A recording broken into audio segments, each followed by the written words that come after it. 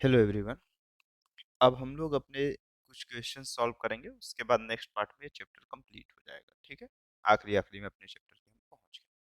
देखो, जैसे यहाँ पे क्या है, calculate the D Broglie wavelength associated with an alpha particle accelerated through a potential difference of 200 volt given mp is equal to, मतलब ये मास ऑफ प्रोटॉन लिखा हुआ है 1.67 into 10 the power minus 27 kg।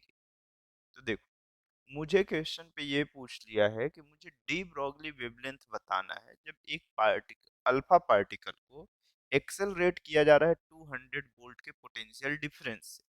ठीक, तो आपका रिलेशन मालूम है कि पोटेंशियल डिफरेंस का विथ रिस्पेक्ट टू वेवलेंथ कितना होता है। आपको एकदम बेस्ट ऑफ फॉर्मेट से मालूम है कि ये कितना होता है मेरे पास h upon square root 2m और एक क्या होता है k। ये k काइनेटिक एनर्जी होता है। ये किसके इक्वल होता है मेरे पास E इंटू वी के इक्वल होता है। ई की जगह पे यहाँ पे आप चार्ज लिख सकते हो, तो मैं चार्ज लिखता हूँ। ठीक, तो पहली स्टेप में मास ऑफ जो प्रोटॉन, मतलब अल्फा पार्टिकल का जो मास होता है वो मास ऑफ प्रोटॉन के कितने टाइम्स होता है, 4 टाइम्स। ठीक, तो मतलब ये 4 इंटू कितना हो जाएगा 1.67 इंटू 10 ऑफ माइनस का 27 केजी, यही चीज होगा। ठीक, अगर ये होगा तो आप जब इसे मल्टीप्लाई करोगे तो आपको ये लगभग लगभग कुछ दिखेगा 6.4 के आसपास या 6.7 आसपास, जो भी दिखे, लेकिन 6.4 से तो ज्यादा ही होगा। और चार्ज कितना होता है अल्फा पार्टिकल पे, अल्फा पार्टिकल का जो चार्ज होता है वो 2 टाइम होता है किसके, प्रोटॉन के चार्ज का। ठीक, तो इसे 2 इंटू प्रोटॉन पे जो चार्ज होता है वो मेरे पास 1.6 इंटू 10 ऑफ माइनस 19, बस उठा के इसकी वैल्यू को चुपचाप यहाँ पे आप पुट कर दो। तो आपको मालूम है, जस्ट इससे पहले मैं ये आपको दिखाया हूँगा कि जब आप ये वैल्यू यहाँ पे काउंटिंग पे लिखोगे, तो चलो ठीक है लिखना स्टार्ट ही कर देते हैं। एच की वैल्यू होती है 6.64, ऐसे लिखते हो ना। एच की वैल्यू कितना होता है 6.634 या 6 इंटू 10 द पावर माइनस 34, और डिनोमिनेटर में square root 2। Mass of alpha particle कितना हुआ 4 into 1.67 into 10 of minus 27 into Q की वैल्यू जो है वो 2 इंटू 1.6 इंटू 10 ऑफ माइनस 19। जब आप इसे सिंप्लीफाई करोगे तो ये लेमडा की जो वैल्यू आपको देखने को मिलेगी, इसे आप वैल्यू पुट कर लो। अगर मैं ही करके दे देता हूँ आपको, ये सिंपल सा एक फॉर्मेट है, इसे सिंप्लीफाई ही मैं कर देता हूँ। कैलकुलेटर ले लो, है ना। अभी कैलकुलेटर का यूज कर लेना, एग्जाम में नहीं जरूरत करना इसको। ठीक है, राउंड ऑफ कर सकते हो अगर फिल इन द ब्लैंक्स के फॉर्मेट, सब्जेक्टिव के फॉर्मेट में नहीं आएगा तो। इंटू 2 इंटू 1.6,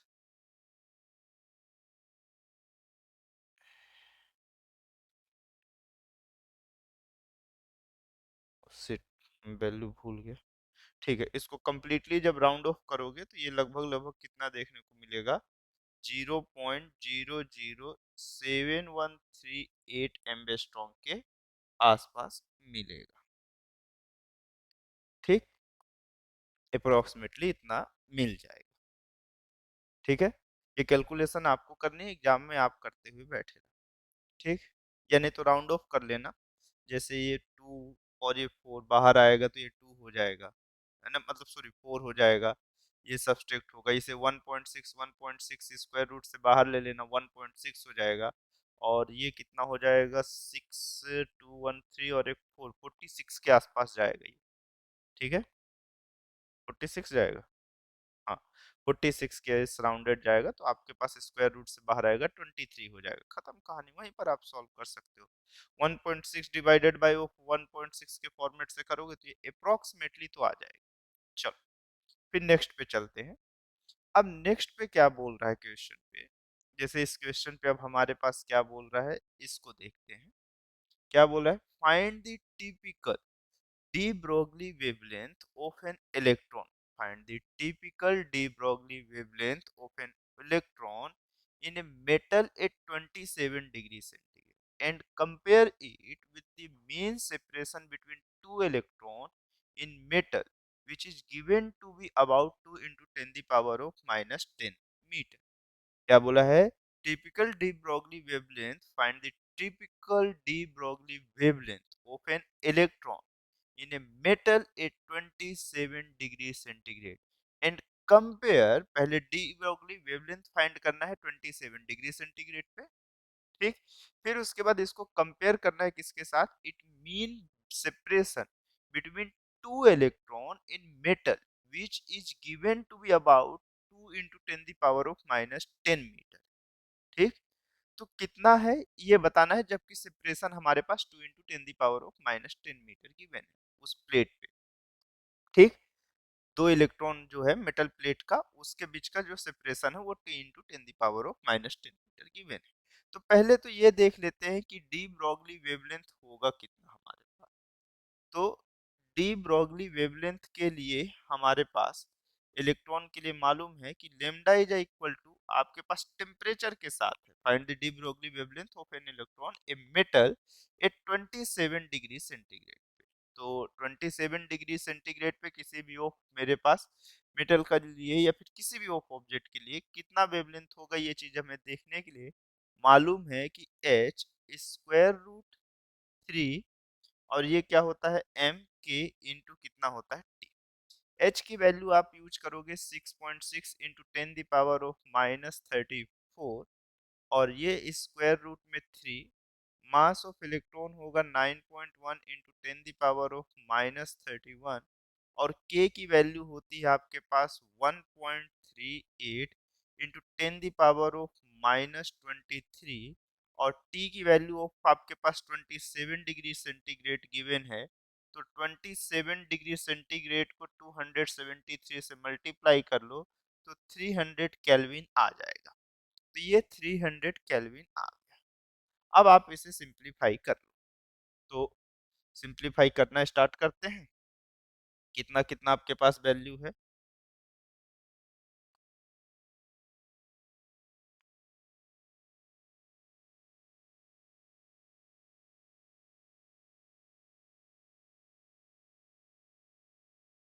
3 इंटू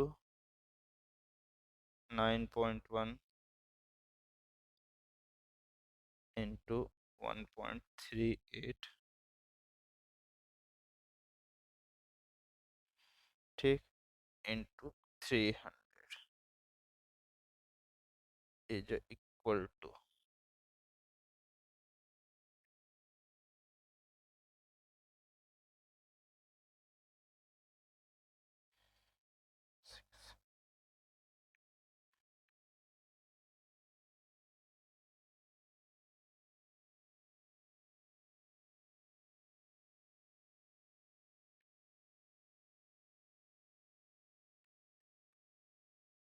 ठीक।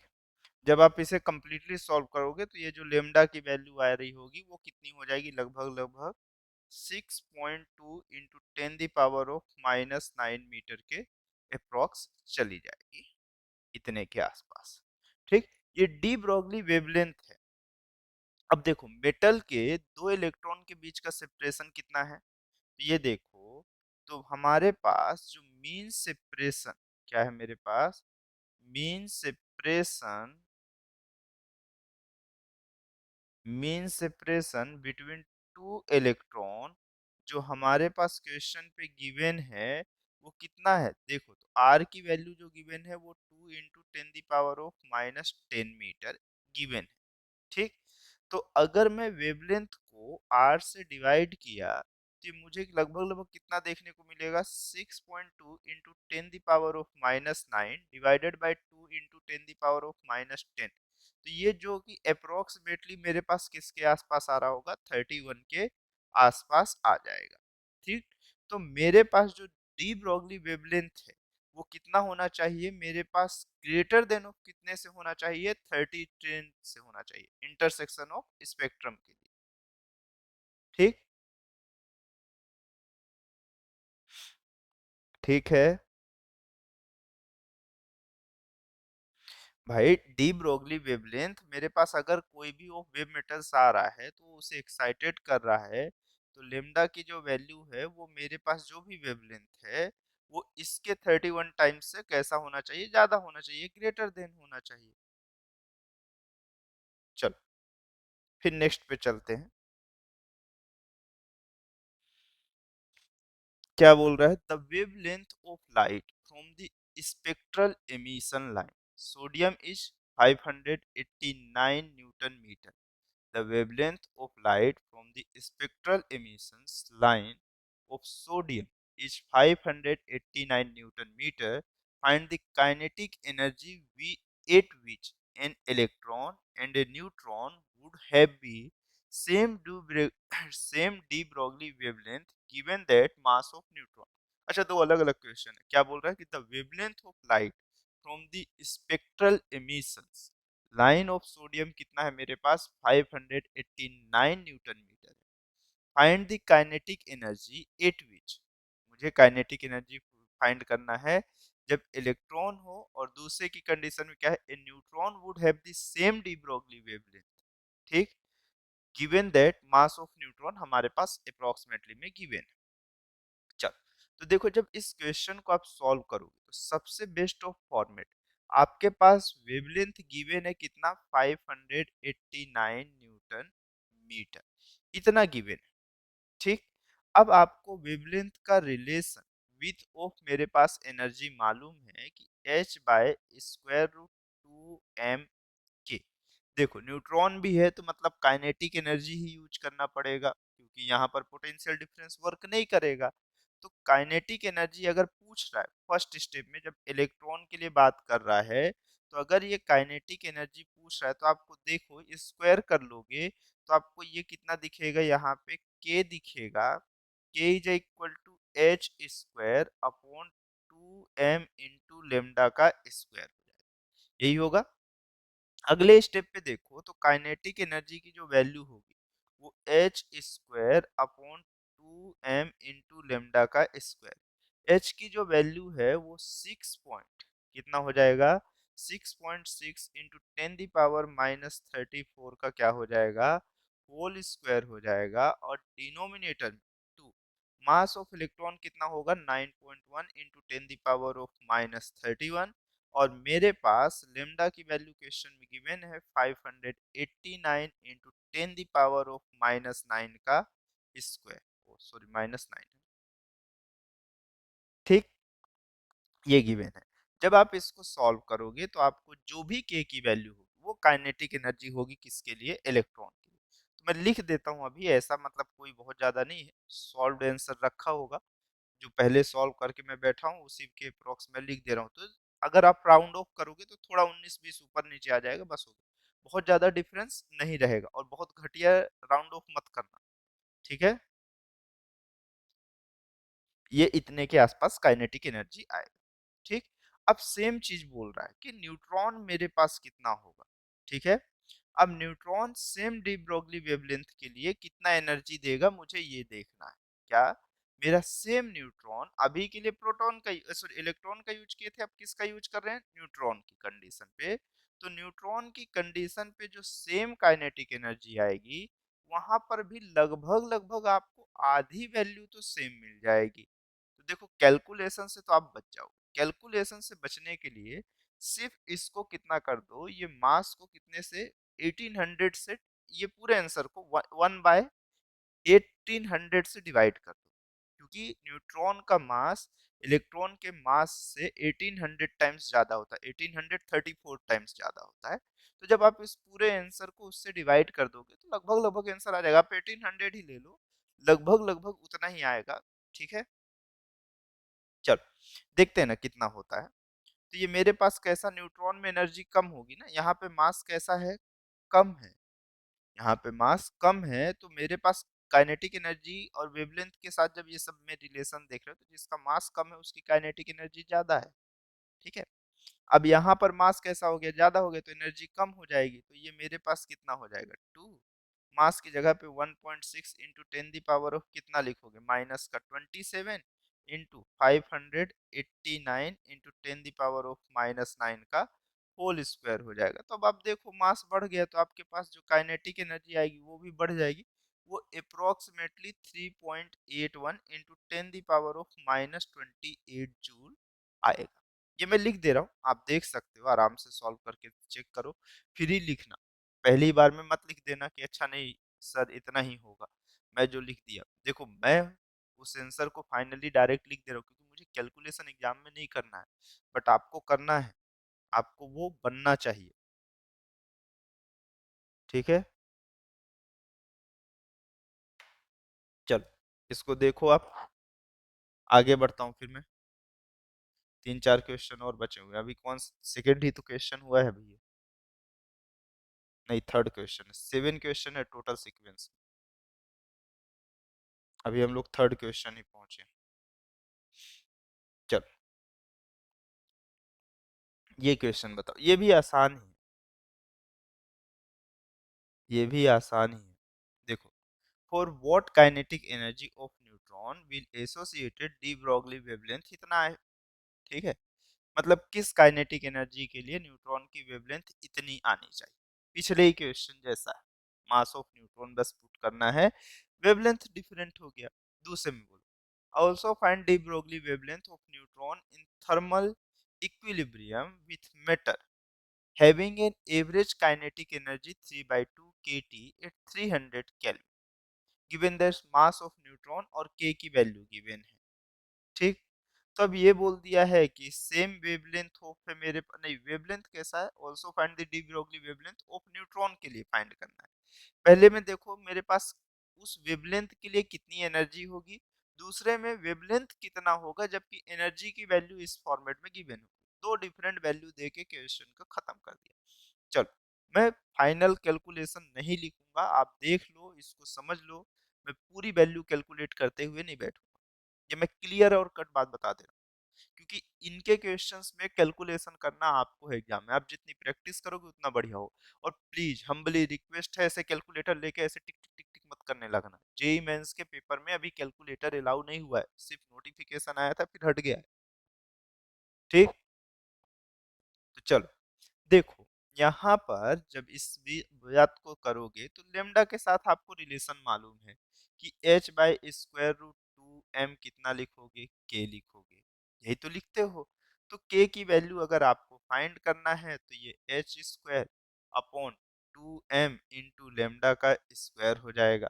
ठीक, जहां पर से k की जो वैल्यू होगी तो h कितना हो जाएगा 6.62 इंटू 10⁻⁻34 का क्या है मेरे पास होल स्क्वायर अपॉन ये कितना हुआ 2। मास ऑफ जो मेरे पास न्यूट्रॉन है वो कितना हुआ 1.6 इंटू 10⁻⁻ का 27 इंटू वेवलेंथ की जो वैल्यू है वो 1.4 इंटू 10⁻⁻10 का क्या हो जाएगा होल स्क्वायर हो जाएगा। अब बस इस वैल्यू को सॉल्व करोगे तो ये वैल्यू जो मैं लिख के बैठा हूँ वो कितना लिखा था 6.735 इंटू 10⁻⁻ कितना जूल था माइनस का 21 जूल।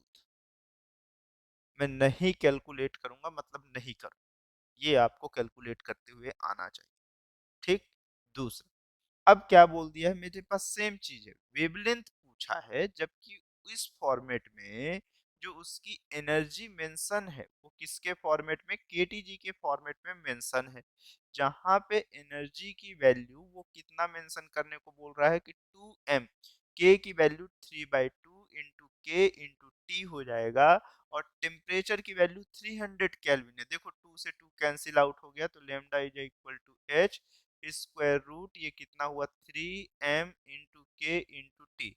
तो lambda is equal to 6.6 into 10⁻⁻34 और ये स्क्वायर रूट में 3 हो गया।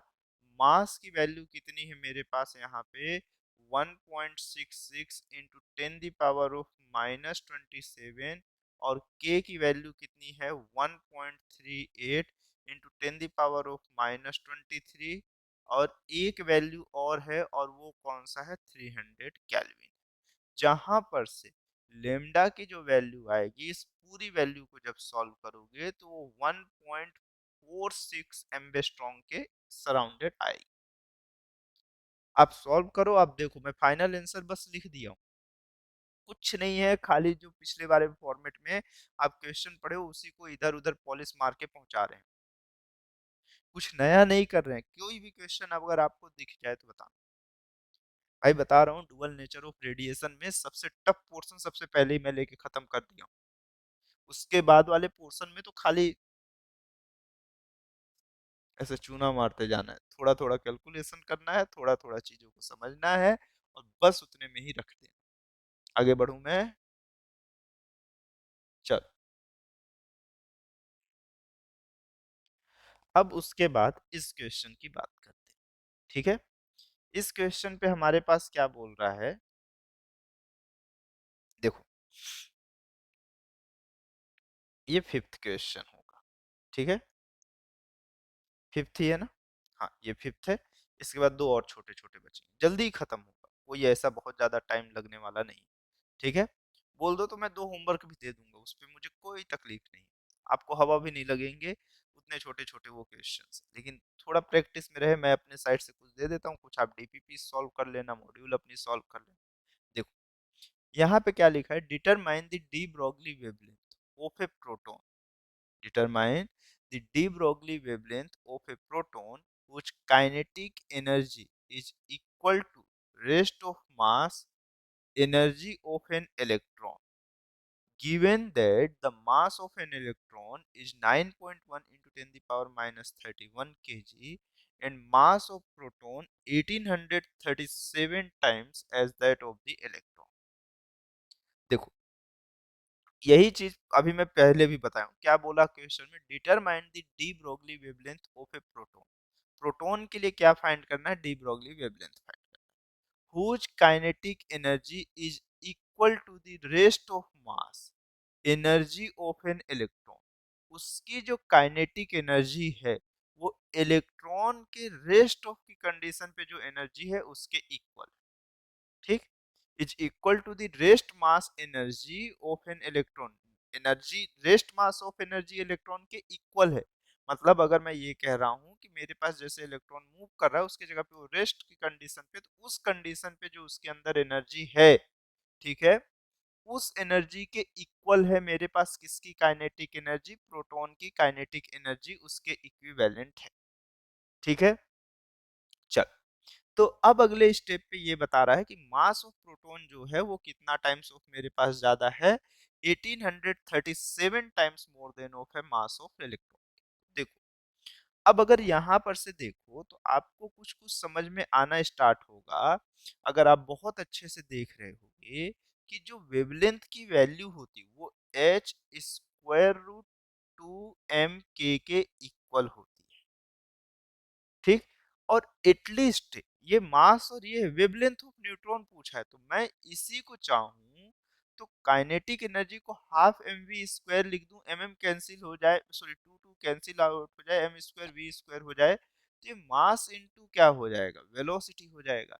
यहाँ पे एम कौन सा है मेरे पास, मास ऑफ प्रोटॉन है, क्या है मेरे पास, मास ऑफ प्रोटॉन है, और v क्या है मेरे पास यहाँ पे, वेलोसिटी ऑफ मेरे पास क्या है, प्रोटॉन,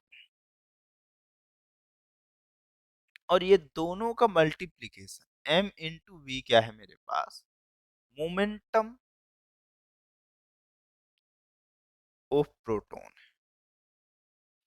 इस फॉर्मेट में ये गिवन है, अगर ये इस फॉर्मेट में गिवन है कि lambda is equal to H by of M भी है, ठीक।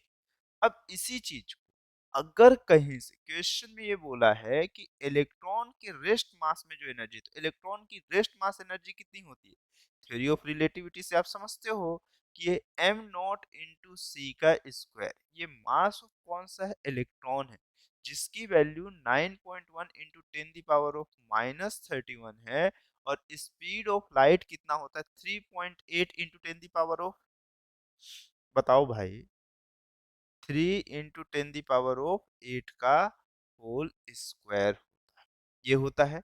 एनर्जी के लिए आप कितना लिखते हो, बोलो, हाफ एम नॉट, यही लिखते हो, कितना लिखते हो बोलो, हाफ एम v का स्क्वायर। अगर आप यहाँ से mv कैलकुलेट कर लिए या चुपचाप इसी की वैल्यू उठा के यहाँ पे पुट कर लिए, जो फॉर्मेट है ये, तो ये काइनेटिक एनर्जी इसी के इक्वल हो जाएगी, ये k के इक्वल ही तो होगी। ठीक, प्रोटॉन की काइनेटिक एनर्जी के इक्वल है। या तो पूरी वैल्यू उठा के इस इक्वेशन में पुट कर लो, या तो यहाँ पर से आप कैलकुलेट कर लो, तो मास का मल्टीप्लिकेशन और मास का डिवीजन करोगे तो यही चीज दिखेगा, जो कि 9.1 into ten the power of -31 into 3 into ten the power of कौन सा है 8 का होल स्क्वायर। और इससे जब आप सॉल्व करोगे M V is equal to square root 2 into 9.1 into ten the power of -31 into 3 into ten the power of 8 का क्या हो जाएगा, स्क्वायर हो जाएगा। ये फॉर्मेट आपको एमवी दिखा, इस वैल्यू को उठा के चुपचाप आप यहाँ पे रख दो, आपके पास वैल्यू, या फिर पूरी यही आप सॉल्व करके रख दो, दोनों में आंसर सेम ही आएगा। ठीक, 6.6 into ten the power of -34, और ये वैल्यू आप एमवी की पुट करोगे तो 2 into 9.1 into ten the power of -31 into 3 into ten the power of 8 का होल स्क्वायर होगा। जहां पर से आप इस वैल्यू को, वेवलेंथ की जो वैल्यू आप लिखोगे वो 4 into ten the power of -14 metre के अप्रोक्स जाएगा, इतने के आसपास जाएगा, देख लो आप। ठीक, चलूं आगे, चल, इसके बाद आगे बढ़ते हैं थोड़ा सा। देखो अब क्या बोल रहा है, इस क्वेश्चन पे चलते हैं, ये सेकेंड लास्ट क्वेश्चन, इसके बाद लास्ट क्वेश्चन पे हम पहुंचेंगे। ठीक, देखो सबसे बेस्ट बोल रहा है, find the ratio of D Broglie wavelength of molecules of hydrogen and helium which are at temperature 27 degree centigrade and 127 degree centigrade respective. मतलब एक 300 केल्विन में है और एक 400 केल्विन, और दोनों के लिए हमें क्या फाइंड करना है, डी ब्रॉगली वेवलेंथ हमें फाइंड करना है। सोचो, सोचो कैसे करोगे। देखो, अगर डी ब्रॉगली वेवलेंथ आपको मालूम है कि टेम्परेचर के साथ रिलेशन जैसा भी दिखे, 2m इंटू के लिखते हो और के की वैल्यू 3/2 के एम टी लिखते हो, के इज इक्वल टू गैस के लिए होती है, यही हो रहा होगा, सॉरी एम लिख रहा हूँ, ये के इंटू टी हो जाता है। ठीक, यही है। अब देखो, अब यहाँ पर से जैसे अगर ये है, तो यहाँ पर से लेमडा इज इक्वल टू आप कितना लिखोगे, एच, के की वैल्यू कितना हो जाएगा मेरे पास, यहाँ पर से ये 3, पूरी वैल्यू ही पुट कर दो तो आपके पास ये हो जाएगा 3 के इंटू टी, ये लेमडा की वैल्यू है। दोनों के लिए आपको रेशियो चाहिए, दोनों के लिए आपको रेशियो चाहिए, तो लेमडा ओ हाइड्रोजन और हीलियम के लिए मॉलिक्यूल्स बोला है, तो hydrogen upon helium inversely proportional होता है, एच एच कैंसिल आउट हो जाएगा, मास अलग रहेगा, के वेरिएबल है, और 3 भी कैंसिल आउट हो जाएगा। मेरे पास ये पूरी वेवलेंथ डिपेंड्स ऑन कैसा है, स्क्वायर रूट ऑफ मास, और किस पे डिपेंड करता है, टेम्परेचर। तो ये मास ऑफ कौन सा मेरे पास, हीलियम, और ये टेम्परेचर ऑफ कौन सा है, हीलियम। इधर से कौन सा, ये मास ऑफ हाइड्रोजन, और टेम्परेचर ऑफ कौन सा हो जाएगा, हाइड्रोजन। जहां से lambda H upon lambda H E की वैल्यू आपको मिलना स्टार्ट हो जाएगी। मास ऑफ हीलियम कितना है आपके पास, देखो हीलियम के लिए 4 है भाई, और मेरे पास से कितना हो जाएगा, बोलो। हाइड्रोजन के लिए डायटोमिक हो जाएगा ना, 2 हो जाएगा, कितना हो जाएगा, चलो ये कितना हो जाएगा, लिख लेना वैल्यू, ये कितना हो जाएगा मेरे पास, 400 हो जाएगा 127 पे, और 27 पे ये कितना हो जाएगा मेरे पास, 300 हो जाएगा, तो आपको ये हो जाएगा 8, ये कैंसिल आउट हो जाएगा, तो ये 16/ऑफ कितना हो जाएगा, तो ये स्क्वायर रूट 8/3 आपके पास आंसर आएगा, ऐसा सिंपल सा, खत्म। अब इसके बाद लास्ट लेक्चर पे खाली वही है, क्या बोलते हैं आपका, नॉर्मल सा, और क्या बोलते हैं अनसर्टेनिटी प्रिंसिपल है हाइजेनबर्ग का। उसके बाद खत्म है चैप्टर। ठीक है, चल, ये सेकंड लास्ट चैप्टर है, एक लास्ट आएगा बस, हो गया। अब देखो, इस पे जैसे बोला हुआ है।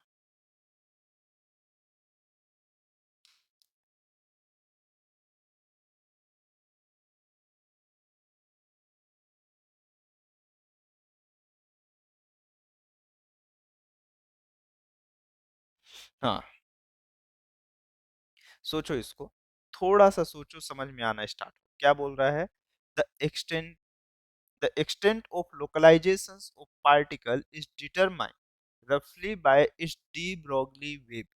If an electron is localized within the nucleus of size about 10 the power minus 14 meter of an atom, what is the energy? Compare this energy with the typical binding energy of the order of few mega electron volt in nucleus, and hence argue why electron cannot reside in nucleus. ठीक, आप इसको, एक important format है, आप इसको देखो समझो और फिर ट्राई करो। 2 मिनट के लिए सबको वीडियो पॉज करो। चलो, अब प्ले करो। देखो, क्वेश्चंस पे ये बोल रहा है कि मेरे पास अगर इलेक्ट्रॉन न्यूक्लियस के सेंटर्स पे रहे, जहां पे उसकी वेवलेंथ ऑफ मेरे पास कैसा हो जाए, जो न्यूक्लियस की साइज हो 10 द पावर ऑफ -14 मीटर। ठीक, तो मेरे पास वहां पर उसकी एनर्जी कितनी हो, पहली बात। ठीक, और अगर मेरे पास वो बोल रहा है ये चीज मेगा इलेक्ट्रॉन बताना है, और मुझे ये डिस्कस करना है कि इलेक्ट्रॉन क्यों न्यूक्लियस के सेंटर, मतलब न्यूक्लियस पे नहीं रह सकता। तो देखो, अगर मेरे पास जहां पे उसकी de Broglie wavelength 10 the power of -14 metre mention किया, ठीक, अब अगर ये मेंशन किया है तो वहां पे उसकी कुछ ना कुछ एनर्जी होगी, जो कि कितनी होगी, Sc/O लेम्डा। ठीक, यही होगी।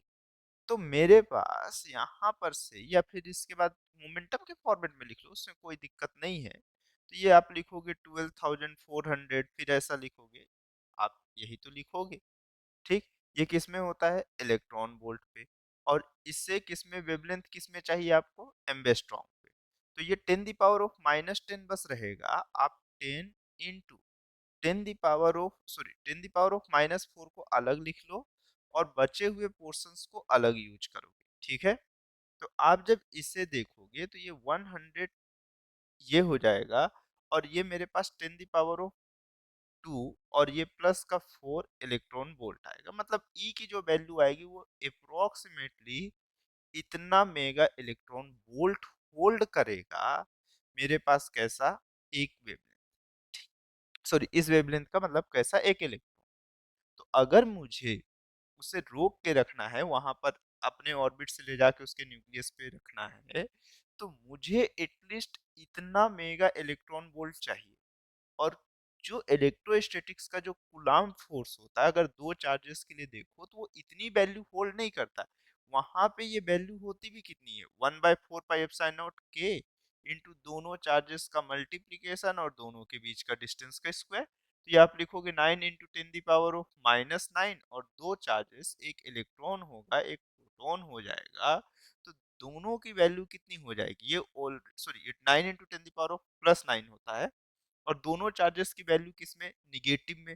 फिर ये डिस्टेंस +14 हो भी गया, तो ये वैल्यू कभी भी इसके इक्विवेलेंट नहीं आ पाएगी, जिसके कारण कभी भी इलेक्ट्रॉन न्यूक्लियस के सेंटर पे देखने को नहीं मिलेगा। ठीक, बस इतना ही था। चलें आगे खत्म करें इसको, अब बाकी नेक्स्ट पार्ट। ठीक है, थैंक्स फॉर वॉचिंग।